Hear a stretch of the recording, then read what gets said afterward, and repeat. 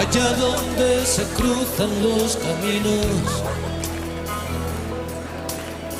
donde el mar no se puede concebir, donde regresa siempre el fugitivo. Pongamos que hablo de Madrid. A mí no. Sí, 2 5 euros te pude dar el otro día. Yo creo que el andalucismo de Madrid es muy obvio, ¿no? Los gallegos dicen que el galleguismo pero realmente el andalucismo, los tablaos de Madrid, por aquí ha pasado la mejor gente, ¿no? Hablo de flamenco, ¿no? Y en Madrid se habla muy buen andaluz, ¿no? Y en Madrid los andaluces tienen doble nacionalidad, cosa que no les pasa a los andaluces en ningún otro lugar del mundo. Es decir, tú te bajas en Atocha y sigues siendo del Puerto o de Utrera o de Úbeda y empiezas a ser madrileño en el mismo día que pisas la estación de Atocha. Eso yo solo lo he visto en Madrid y en Buenos Aires. El mar dentro de un vaso de ginebra, pongamos que hablo de Madrid, de Madrid. No, yo no soy andalucista, yo soy andaluz.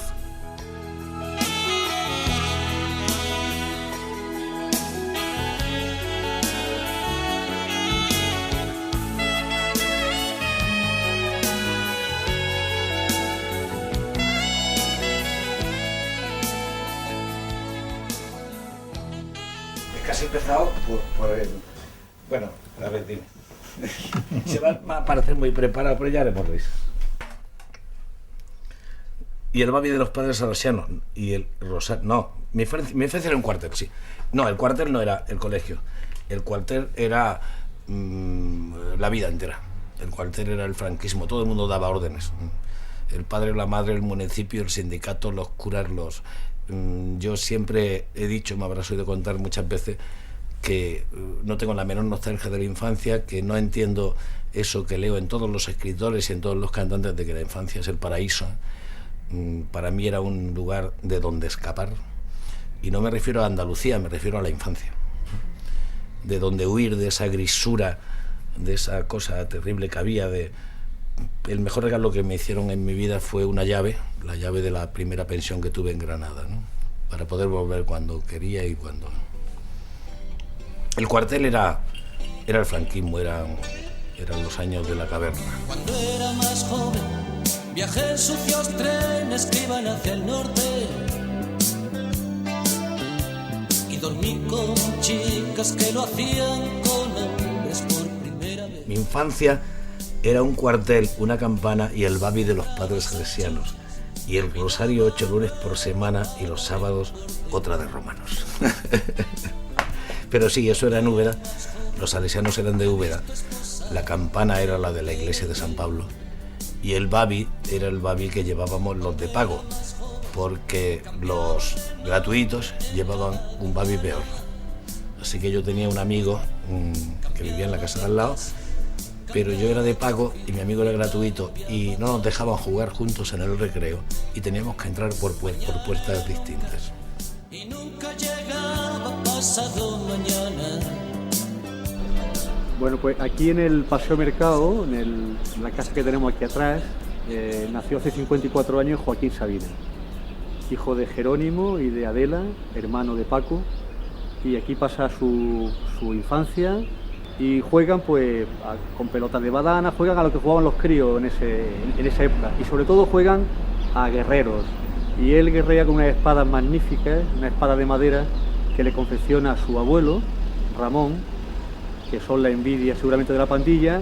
Su abuelo era carpintero y las espadas que hacía eran unas espadas magníficas. Úbeda de años 60 primero era una ciudad absolutamente maravillosa, pero de tanta maravilla estamos todos ahogados en piedra. Úbeda era una ciudad muy dormida, muy encerrada entre olivos y entre piedras, y con una sociedad muy cruel. Yo tengo que decir que muy cruel. Mi madre era una señora de buena familia sin posibles. Su padre había sido diputado, a su hermano lo habían matado los rojos, él era requeté, era de Huelva, también muy andaluza, y era una señora que consideraba que casándose con un policía de pueblo había venido a menos, ¿no? Y una mujer pues también muy dicharachera, de un genio muy vivo, que continuamente se metía con su marido, con Jerónimo, con el padre de Joaquín, ¿no? Mi padre era un poeta de campanario que escribía sobre cualquier cosa, pero tenía el romance y tenía el endecasílabo y tenía el ritmo y la rima, ¿no? Y eso creo que no heredé de él.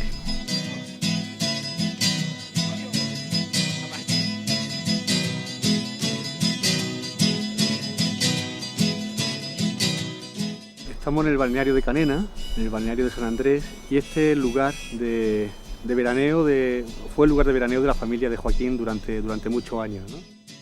Y bueno, pues aquí Joaquín, digamos que llevaba lo mejor que podía su estancia esperando que llegase la noche, ¿no?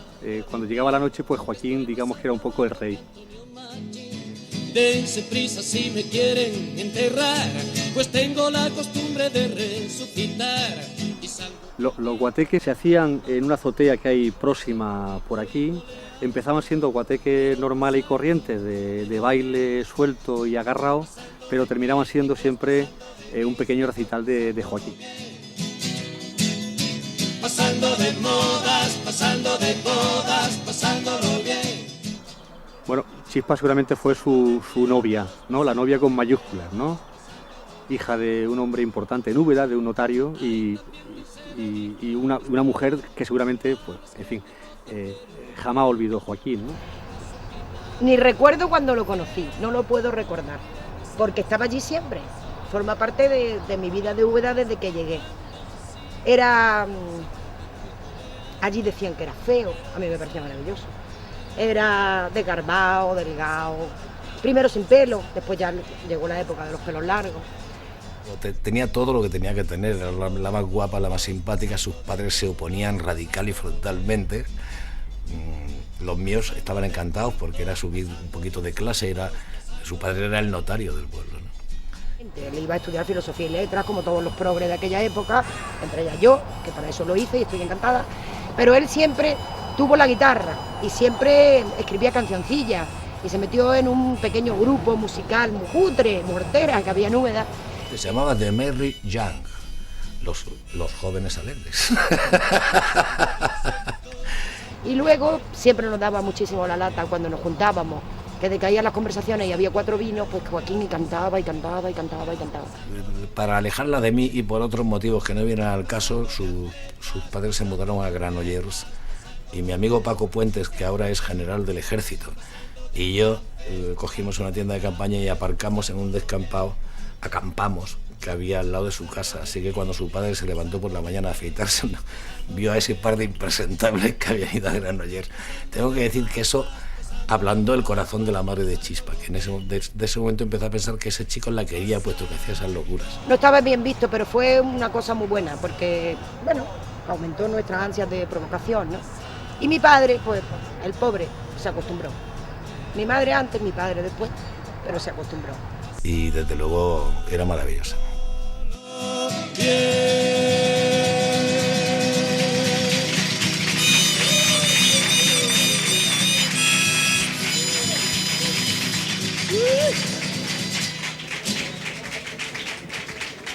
Gracias. Nos tomábamos un coñac en la estación Linares Baeza, hablo con 14 o 15 años, y veíamos pasar esos fantásticos trenes donde veíamos caras en las ventanas que nos parecían muy cosmopolitas y que iban hacia el norte, ¿no? El norte pues era Madrid, Europa, el mundo, ¿no?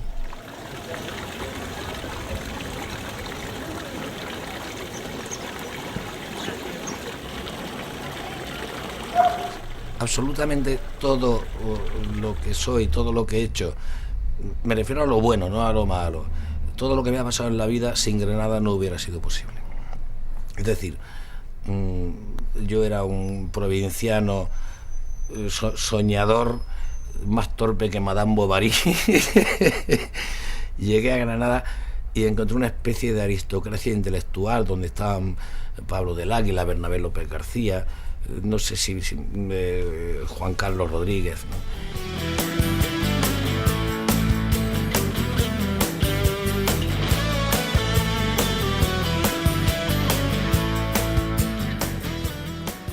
era una cosa maravillosa, donde hablaban de poesía, se emborrachaban, llevaban bufandas largas. Era una cosa tremenda y eso me deslumbró completamente hasta el punto de querer ser como ellos a muerte. Y bueno, ahí empezó todo, incluso ahí empecé a cantar, ahí empecé a escribir, ahí empecé a ser rojo, 3 cosas que sigo siendo. A nosotros nos llamaban en Granada sobacos ilustrados, porque siempre llevábamos un libro. Y no sabía la gente si los leíamos, decían que no los leíamos, que los sacábamos a pasear.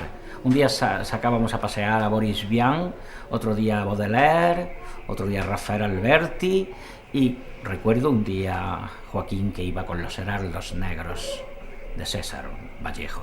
Siempre César Vallejo en nuestras vidas, qué curioso.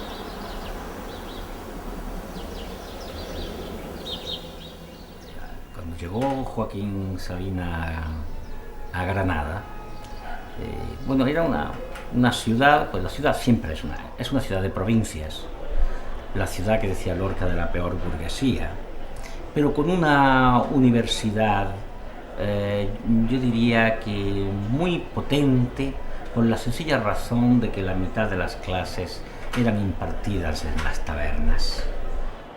La universidad poco, el bar de la universidad mucho, y no lo digo por epatar, es que realmente en esa época pues había un montón de profesores realmente carcas. Me aportó 2 cosas, las asambleas de facultad, los encierros, las manifestaciones, la rojez, en definitiva, el nacimiento. Ten en cuenta que yo llegué el año 67, y el 68 ardía Europa, y no es verdad que ardía España, pero sí es verdad que nos levantábamos a las 5 de la mañana para leer los periódicos. Le quitamos las telarañas a muchas cabezas que estaban muy atascadas. La madrugada no tiene corazón. En 1970, Sabina forma parte de un grupo que lanza un cóctel molotov contra la sede de un banco durante una manifestación. Éramos 6. Yo era de los que tiraba panfletos mientras 2 vigilaban, 2 tiraban. Era todo absolutamente agropecuario. Eso fue muy poco antes de las Navidades del 70. Yo ese año, en enero o febrero, me iba a la mili. Y a raíz del cóctel, ese grupo que te digo de la Facultad de Filosofía, de comunistas o filocomunistas o tal, que había en fin, empezaron a detenerlos a los del cóctel. Y entonces yo, que vi que habían detenido a 4, dije, ¿dónde voy? A mi pueblo, es el lugar más seguro. Mi pueblo era Úbeda, me fui a Úbeda. Entonces la policía de Granada se enteró y sin relacionar a mi padre conmigo, llamó por teléfono y dijo, tráiganos detenido a Joaquín Martínez Sabina. Lo de Martínez, ustedes no han oído nada, ¿eh? Y entonces mi padre llegó a mi casa temblando y me dijo, hijo mío, estás detenido. Sabina, provisto de un pasaporte falso, huye a Inglaterra con Leslie, su novia de entonces. Por ir a Emily, por irme detrás de Leslie, de su minifalda estupenda, y porque me iban a detener otra vez, ¿no? Las 3 cosas juntas, en orden opuesto, por la minifalda estupenda, por huir de la mili y porque iban a detener otra vez.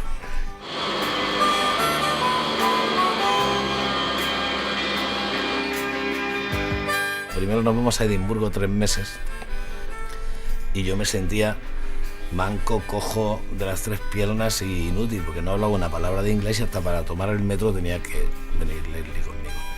Entonces a los 3 meses vamos una semana de vacaciones, era Semana Santa a Londres, y yo veo en Hyde Park una manifestación de rojos españoles protestando por no sé qué, me meto en ella, empiezo a hablar con ellos y veo que hay un grupo entre excombatientes y mutilados de guerra, republicanos de la guerra civil y las nuevas jornadas de estudiantes que se iban exiliando, y inmediatamente dije, yo me quedo aquí, ¿no? Entonces el día que había que volver a Edimburgo, porque Leslie estudiaba en la Universidad de Edimburgo, yo desaparecí.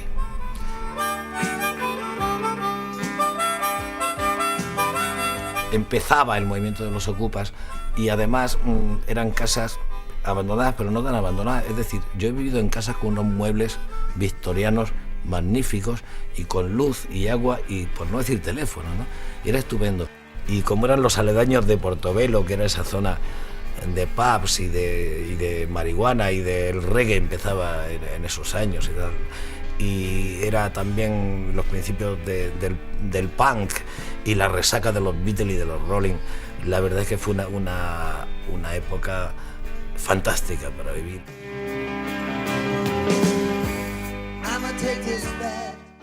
La noche que murió Franco, nosotros hicimos una verbena, contratamos una orquesta sacando dinero de donde no había. Cuando digo nosotros, no éramos más de 200, ¿no? Y nos pusimos enfrente de la embajada. La embajada era un palacete maravilloso y el embajador era Fraga.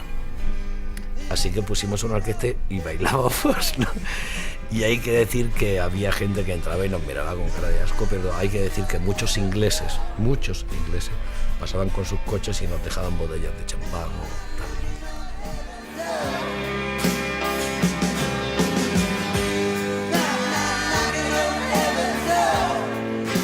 En el mismo segundo que murió Franco me entró una desesperación por volver tremenda.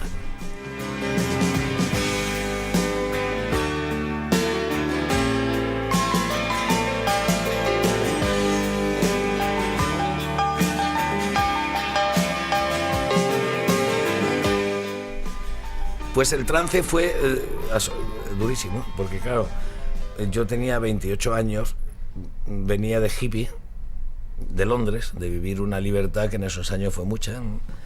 Y de pronto me vi diciendo, sí, mi teniente, ordena alguna cosa más, mi teniente, ¿no?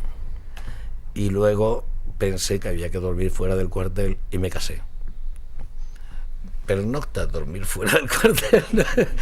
Yo me casé diciéndole a la chica en cuestión, que se llamaba Lucía, que era por eso, ¿no?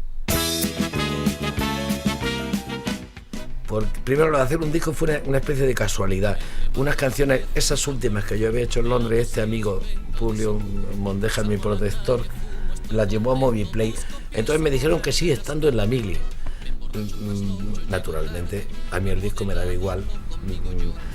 Grabé con una orquesta, no controlé nada, ni me importaba nada, ni esperaba nada, ni nada de nada. De hecho, cuando fui a firmar el contrato, me compré un trajecito y me puse una corbata, porque yo no sabía nada de eso. Cuando llegué allí a la casa de discos eran todos hippies con pelos y tal, y vestidos de indios. Y yo iba con mi trajecito y mi corbata, ¿no? Yo vivía en la calle Tabernillas y pasaba todos los días por delante de la Mandrágora. Y veía yo que era un sitio intelectual, con cantantes y tal, y pasé 2 meses sin atreverme a entrar porque creía que me iban a echar a patadas, ¿no? Hasta que Lucía, esa misma novia con la que me casé en Mallorca, me arrastró y me dijo, entra y diles que tú cantas y tal. Y entré. Y bueno, ahí empezó la Mandrágora con CRAE y todo eso. Joaquín fundamentalmente era muy divertido, hablando, con una enorme capacidad de hacer observaciones muy jugosas, divertidas, incluso a veces cultas. Esto le gustará. Y no tenía un duro, pero si lo tenía, se lo gastaba invitando a todo el mundo. Bueno, a todo el mundo que puede abarcar un duro, pero en fin, era un manirroto, exactamente. Cosa que ha seguido siendo, yo creo que siempre. Y un culo inquieto. Yo venía de oír a los Beatles y a los Rolling y a Dylan en Londres, y eso mezclado con mis comienzos yeyes hizo que yo creo que yo a la Mandrágora, lo único que aporté, porque yo sigo creyendo que la Mandrágora fundamentalmente era Javier CRAE, pero yo creo que aporté un poco de aire de la calle, un poco de... De hecho, en cuanto acabó la Mandrágora, yo hice un grupo de rock, ¿no? No sé si me explico, pero yo traía otra cosa. A partir de ese año 79, en diciembre, él entra a cantar en la Mandrágora y me llama, dice, mira que voy a cantar en un sitio nuevo porque no te vienes, dice, así hay algo de público. porque no lo conocía casi nadie, ¿no? Fui y ya el primer día que él cantó yo también canté. Entonces los de la Mandrágora nos dijeron, podéis venir cuando queráis. Pues era fantástico porque coincidía con la movida, ¿eh? Es decir, todos eran modernísimos y tal, y estaba Rocola y estaba todo eso, y las calles estaban llenas de pelos de colores y salían los maricones a la luz y las lesbianas a la luz y los cantantes a la luz y los rojos a la luz y los anarquistas a la luz, y se ocupaban plazas y se tomaban muchas drogas y se follaba mucho, ¿no? Sin embargo, nosotros teníamos un grupo que la verdad era muy apetecible, porque cabían 40 personas en la Mandrágora, pero era la crema de la intelectualité. Estuvimos juntos, eso, actuando en el mismo espectáculo, mezclándonos, 4 años, que fueron una juerga continua, una juerga de 4 años, sin parar. Yo después de la Mandrágora quise ser rock and rollero y luego mexicano y argentino y luego, por ejemplo, 19 días y 500 noches es un disco de rumbas casi, ¿no? Jamás tuvimos el menor problema, ni jamás tuvimos que ponernos de acuerdo en nada, ni jamás hemos ensayado. Esto era debido a que en realidad cada uno cantaba sus propias canciones. Lo que podía hacer el otro era, cuando entraba el estribillo, a lo mejor sumarse o hacer cualquier gracieta, o lo que a uno se le antojara, porque nunca dijimos qué es lo que había que hacer. Ni yo rompo contrato. A ver,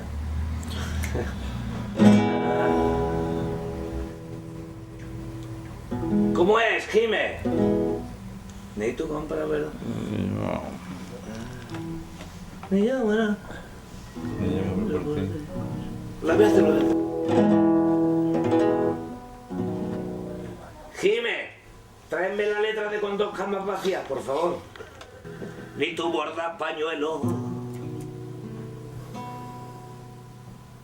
Ni yo rompo contratos.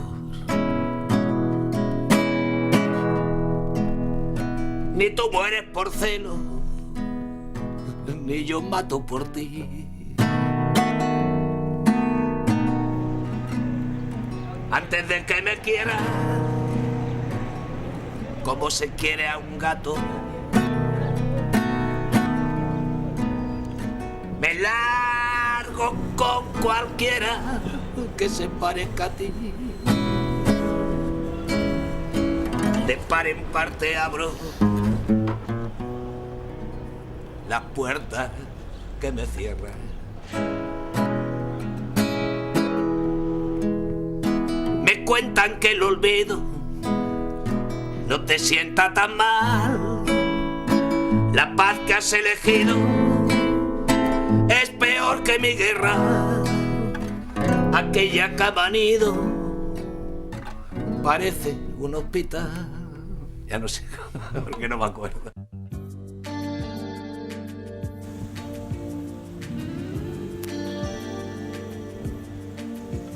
Sentados en corro, merendábamos besos y porros. Y las horas pasaban deprisa entre el humo y la risa. Te morías por volver. Crae descubrió una playa donde no había nadie, que era Zara de los Atunes, y pasamos 3 veranos ahí. Yo me compré un terrenito donde nunca he construido y Crae me dice siempre que está creciendo la mala hierba. Y en Zahara, tanto en el Reviro como en la casa de la gente, pues no hacíamos más que reunirnos, cantar, venía gente, mucho flamenco por ahí. Y ya sabes, mucho alcohol, mucho canuto, de todas estas cosas. Y fue 1 año y medio, 2 años que descubrí realmente eso que había leído en Alberti y toda esa cosa mítica de los viajeros románticos, que era la luz de Andalucía la Baja, ¿no? El 21 de mayo de 1981, la vida de Joaquín Sabina da un vuelco. Su aparición con Javier Crae y Alberto Pérez en el programa de Fernando Tola y Carmen Maura, Esta noche, lo lanza repentinamente a la fama. No metas cambios hilarios que anda el jefe por ahí. Porque está de jefe, Porque va a caballo. porque va a caballo. No sé cómo era, pero sí sé que fue la primera vez que fuimos y cuando acabó el programa, no os olvidéis que había una sola televisión, ¿no? La veía todo el mundo. Cuando acabó el programa, Carmen Maura, que estaba con todas, nos dijo: recordad mañana lo que os estoy diciendo, mañana va a cambiar completamente vuestra vida. Al día siguiente sonó el teléfono 500 veces en mi casa. Yo era el manager de la Mandrágora, es decir, los contratos, cobrábamos 30.000 pesetas por ir a tocar a un sitio, CRAE Alberto Perecillo. Al día siguiente, a las 12 de la mañana, cobrábamos 100.000, a las 4 de la tarde cobrábamos 500.000. Al día siguiente teníamos que irnos a Granada, que habíamos quedado con un bar en ir a cantar allí, como hacíamos. Y por la carretera, donde paráramos, había un revuelo de gente y se acercaban. Ustedes son los de ayer, ustedes son los de ayer, ustedes... Sí. Esto al llegar a Granada. En Granada todo el mundo estaba enterado, vamos, lo habían visto. El bar se llenó de tal manera que el dueño no sabía qué hacer, literalmente, de la cantidad de gente que había. Y se portó de una forma un tanto grosera, entonces decidimos cambiarnos de bar. Como todos querían, pues fuimos a otro. Todo de maravilla, la semana entera, y a la vuelta, el mismo viaje, a la inversa. No nos paró nadie, no nos dijo nada, se habían olvidado ya de nosotros. Yo no lo viví muy mal porque me pilló con 30 años. Si me pilla con 18 seguro que me hago un gilipollas. Aún así, durante un par de años, pues esto que ahora que cojo la guitarra aquí ahora mismo y toco para mis amigos y tal, fui incapaz de hacerlo, estaba completamente metido para adentro, no me daba miedo la gente y tal. Pero la verdad es que no me duró mucho. Sí es verdad que eso me ha metido más en mi casa, me ha hecho un poquito más receloso, pero mira, tampoco es para tanto. A mí la fama es la calderilla de la gloria. Y la gloria solo viene después de muerto, así que a mí la fama y la gloria me importan un carajo. A mí lo que me gusta, como dice García Márquez, es que me quiera la gente. Y si es mi gente, mejor.